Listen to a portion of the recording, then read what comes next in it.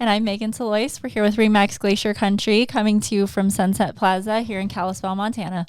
And this is Selling Montana, a podcast about business, entrepreneurship, and real estate here in Flathead County.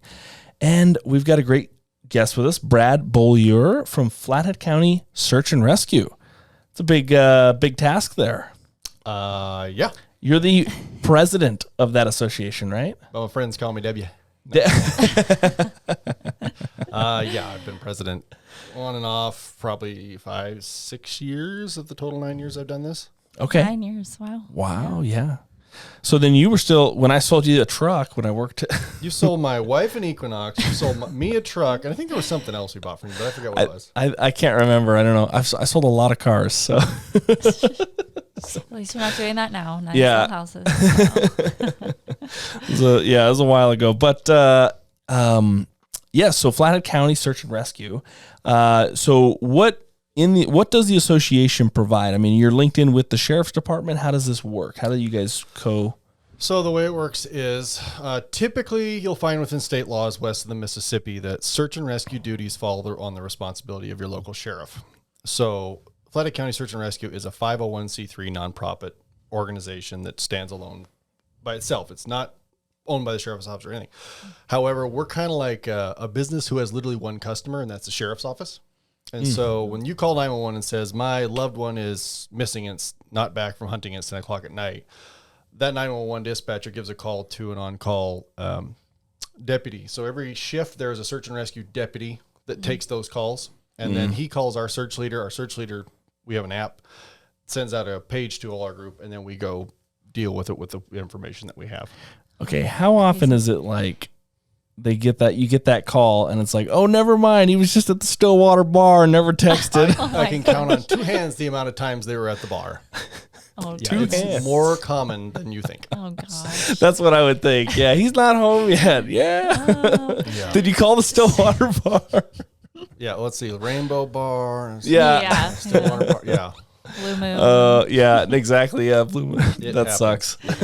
Oh. Oh, man. So I have a question. Is all of search and rescue volunteer based?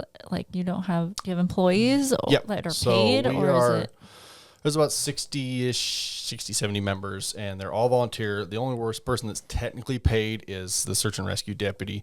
So there's one deputy kind of head and shoulders above the rest of them that is officially a search and rescue deputy. Obviously, there's one on shift, whatever shift is going on with the sheriff's office, but there's the one that kind of helps us run stuff, gets billing taken care of, like special bills, or if we need a pickup run to a shop and worked on or something like that. The way we're funded is kind of interesting because we're funded through a mill levy. So a third of those funds go to North Valley Search and Rescue. A third of those funds come to us, and then about a third of those pay half the salary for that deputy to be on staff. So Interesting. those funds cover like equipment and pickups Yeah. and razors and boats and repairs, and they keep the lights on in the building. So, but then we also do our own fundraising through doing first aid at the fair, Northwest Montana Fair, just normal other fundraisers and events and things throughout the year. So That's cool. Yeah. How much equipment do you guys have here? You mentioned razors, boats. Like, do you know off the top of your head? we have, we have Ram 3500. We've got a Toyota Tacoma. We've got a Ford Expedition. We have a 2006 North River jet boat. We have a small G3 jet boat, real like 2-3 person one for the backwaters. We have 4 4-wheelers. I think we're like 6 snowmobiles. We have a Razor, a Defender, and we can swap from tires to tracks on both of those. Wow. That's the big equipment. Obviously, there's trailers and stuff, but Yeah. Stuff to tow everything. Crazy. Yeah, that's a lot. I mean, that's a hell of an outfit there. And you're using it all the time? I mean, during the winter, during the spring? yeah, you'll find with a lot of the calls, everything, it rotates with the seasons. Summer, it could be anything from hiking to boating accidents to True, anything like yeah. that. The fall, you're going to have your hunters that are overdue. Winter, it's snowmobilers, it's skiers out of bounds, it's avalanches, things like that. And then the spring are people typically itching to get on the rivers that are running way too high and way too cold, or Yeah. stuff like that. So Yeah. You just volunteer to go find those people. I can't imagine, but we had a call one time, and it was back when I was search leader. So I'm the guy that takes the call and then pages everybody else. And the call came through at 2:30 in the morning. It was half asleep, and I look at my phone. It's like, someone's missing on mount something or other. That's terrible. Somebody should do something about that. Roll back over and oh wait, that's me. I'm the one who's supposed to do right. something about that. Shoot. Yeah, those 2:30 calls are fun. that's a big responsibility. Yeah. How do you balance that with, because that's not your full-time job, right? No. So how do you balance that? So we're on call 24/7, 365. However, it's kind of you go as you can. And I used to, when I did some of the more new member orientation stuff, like we get life. Obviously, your job is a priority. You volunteer because it's something you enjoy. Everybody has a different reason for volunteering. But we typically, when a call comes out, at the very least, you typically have 2 people that can go. I mean, it's just the numbers. You have a membership of 70, 80 people. You're bound to have somebody free and available. Yeah. Right. The hardest calls are in the middle of the day when people are working. Yeah. Sure. Yeah, I would think so. So you've got 70 to 80 volunteers. Is there an issue with keeping volunteers right now, or like people being able to stay here and remain here because of housing? Or people that are volunteering for search and rescue, are they pretty well situated, own their home by now? We got a really diverse group. You pretty much, it runs the gamut from just people that want to get back to their community, or people that might be looking for a leg up to get into law enforcement, like as a full-time deputy. A lot of guys will do that. We got kind of the nature folks. They just love the woods, and they're the kind that'll just walk up into the woods and snuggle up with a bear for the night, And and look for a potentially dead body. It's fine. Yeah, dead bodies, whatever. But former military types, anybody like that. So it runs the gamut. So as far as housing concerned, I think we lost one of our members earlier this year. He just said, they just doubled my rent. I got no place else to go, and I'm headed for Colorado. Sorry. Wow. Okay. I wouldn't think you'd pick Colorado. That's like more expensive. I think he had right? family to live with. Or Oh, okay. Yeah. That makes sense. Yeah. Does the influx of people here, like, have you noticed that you get more calls? We have gotten that question so many times, and really our calls went down slightly. Since 2020, they went down just a little. And I wonder why that is. That's interesting. You would think it would go up, but people come here and don't know what they're doing, or yeah, people are taking less risk now after COVID. maybe. Or the people that are moving here are not that outdoorsy. They're not like, let's go run this new river. Yeah. Could be. Well, we do. So aside from like, hey, my significant other is missing or overdue, we go do remote medical calls. So, hey, I've been pretty much, if you have a remote medical call and you're a quarter mile away from the nearest road, it's going to be our problem. So, because obviously ambulances can't drive, and ambulance crews don't want to hike that far. Mm-hmm. And they're not typically set up to hike somebody out of a search situation. So we've seen probably an increase in like more elderly folks and things out doing things that are a little more active than they had planned on doing. Oh, sure. Yeah, and they get themselves out there. It's getting dark, and I can't move, and I've done too much, and oh boy. Oh, geez. And those happen. And thankfully, they have a cell phone. Like, because if they didn't have a cell phone or they didn't have service, they're kind of SOL, right? Yeah. Yeah. So, I'm just thinking about this. Like, that's a bad picture in my mind. Like, grannies out there. So when you guys are meeting new clients and things, people from out of town, like, are they like, I can't wait to get into nature, or are they just kind of like, oh, this is a nice place to sit and look at birds? Like, what's the gamut? At least the people I've worked with, it's more just like, oh, look at the pretty mountains and the, I don't know. Maybe they want to go ski or, you know, boat a little bit, but not like the major, like, let's get out there and I don't know. What about you? The people that I'm selling houses to are inbound skiers. They're boating, fair weather. Yeah. They're not like backwoods, like whatever conditions. Yeah. Yeah. I think so. So I have a question. What is it like when you are looking for someone and you find them like at the bottom of the lake? Like, I've always tried to imagine what that's like, and I can't like even wrap my head around it. And then the fact that people will just like willingly put on gear and go down into the creepy water to find somebody. I don't know. That's just always been fascinating to me. So like specifically water calls like that to recover decedents in the water, that's handled by the sheriff's dive team. So that's not really technically what we do, but we will help get folks if they're on top of the water. Okay. So gotcha. Okay. Similar vein, but yeah. I mean, I think it boils down to somebody's got to do it. Yeah.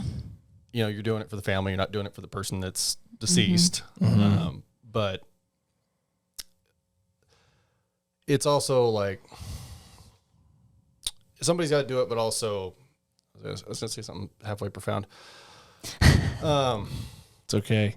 Let it come to you. Yeah. I think in the moment you're just it's processing as work. You know, I have to just do this job and get them packaged and get them back and you know, hand them off to funeral directors or whatever. But I found it helpful for myself when I'm in those type of situations. I try not to look at the victim's face. I think that leaves more of an imprint mentally than when you're just kind of like, oh, I got a pant leg. Here you go. You know. Yeah, that makes sense. Have you been in that situation where you? Yeah, there's sometimes you can't avoid it. Yeah. So. Yeah.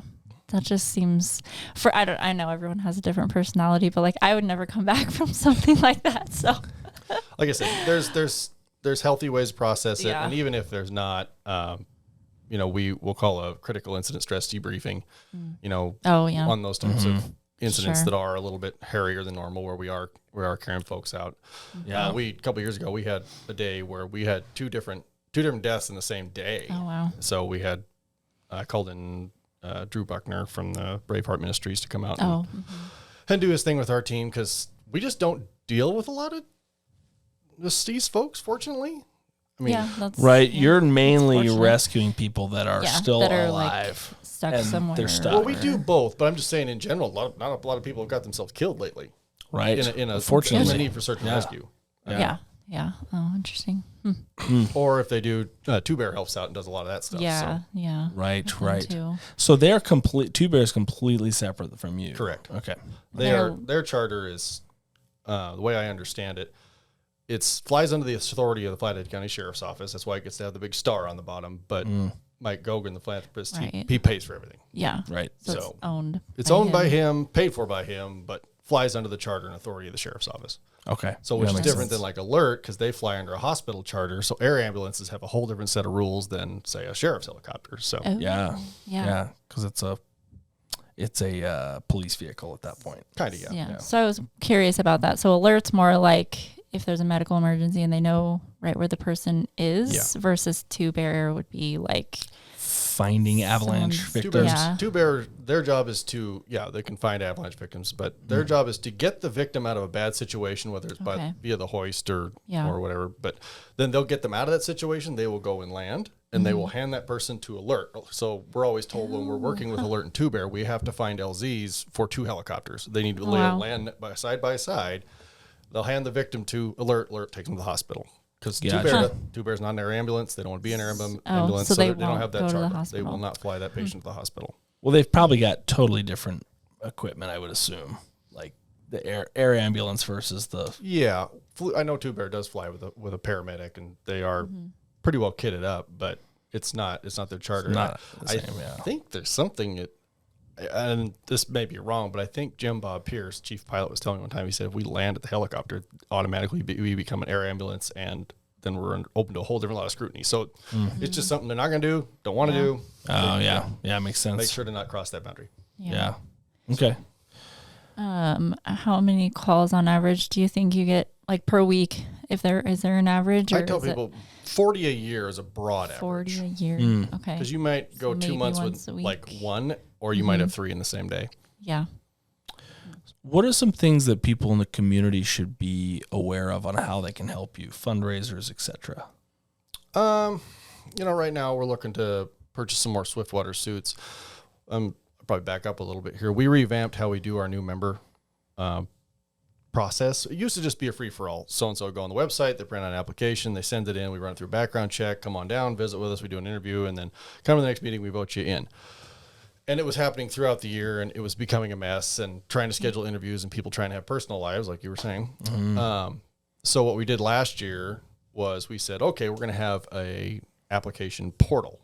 time period. So we did it from basically, I think, end of October all the way to the end of January. That was the time we were accepting applications. So then all through February, we could accept and schedule interviews and things. March, we'd be able to get folks voted in. And then April, we were able to start a training regimen to get folks up to speed, because we make them all go through a 3-day class called SAR Basic. So they spend a day and a half in class doing search theory. Lost Person Behavior is a book that we use for information on actually how to process a search. It's a lot more numbers and science than people realize. And then for a day and a half, we give them a trash bag and say, here, go have a nice night in the woods.